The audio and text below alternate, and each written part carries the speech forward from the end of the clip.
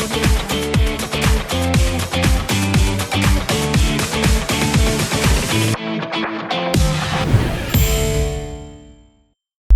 To Lavanya's kitchen corner. இன்னைக்கு நம்ம வீடியோவில் என்ன பார்க்க போகிறோன்னா, வீட்டில் இருக்க பயிறு வகைகளை வச்சு ஹெல்த்தியான அடை தோசை எப்படி செய்கிறதுங்கிறது தான் பார்க்க போகிறோம். வீடியோக்குள்ளே போகிறதுக்கு முன்னாடி நம்மளோட சேனலை நீங்கள் முதல் தடவை பார்க்குறவங்களா இருந்தால் சேனலை சப்ஸ்கிரைப் பண்ணுங்கள். அப்படியே பக்கத்தில் இருக்க பெல் பட்டனை கிளிக் பண்ணிடுங்க.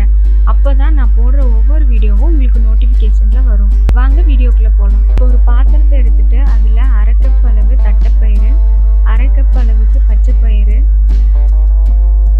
1/2 கப் அளவுக்கு துவரம் பருப்பு, 1/2 கப் அளவுக்கு சுண்டல், 1/2 கப் அளவுக்கு கடலைப்பருப்பு,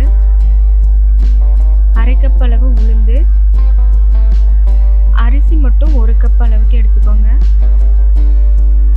இப்போ 1 ஸ்பூன் அளவு வெந்தயம் இதில் சேர்த்துடலாம். 10 வரமிளகாயை இதில் சேர்த்துடலாம்.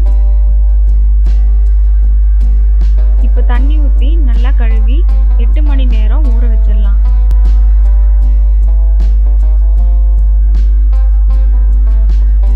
இப்போ பாருங்க, 8 மணி நேரத்துக்கு அப்புறம் நம்மளுடைய பயிரெல்லாம் நல்லா ஊறிடுச்சு. இதை ஒரு மிக்ஸி ஜாரில் சேர்த்து நல்லா அரைச்சி எடுத்துக்கலாம்.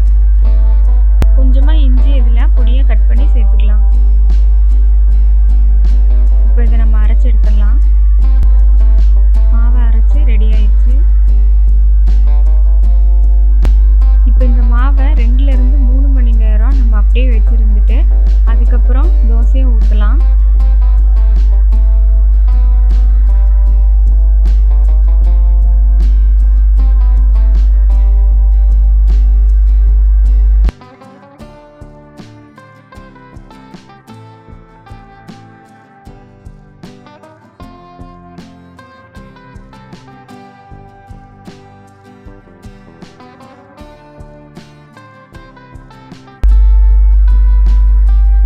தோசை ஒரு பக்கம் நல்லா கிறிஸ்பியாக வந்ததுக்கப்புறம் இன்னொரு சைடு நம்ம திருப்பி போட்டுக்கலாம். தோசை நல்லா வெந்துருச்சு. இதை நம்ம எடுத்து தட்டில் வச்சிடலாம். எப்போவும் நம்ம ஒரே மாதிரி அரிசியிலேயே தோசை இட்லி செஞ்சு சாப்பிடாம இந்த மாதிரி ஹெல்த்தியான பயிறு வகைகளை வச்சு செஞ்சு சாப்பிட்றது ரொம்ப நல்லது.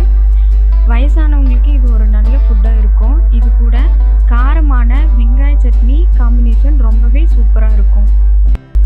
வெங்காய சட்னி மட்டும் இல்லை, உங்களுக்கு எந்த சட்னி பிடிக்குமோ எல்லா சட்னி கூடயும் இந்த தோசையோட காம்பினேஷன் ரொம்பவே சூப்பராக இருக்கும்.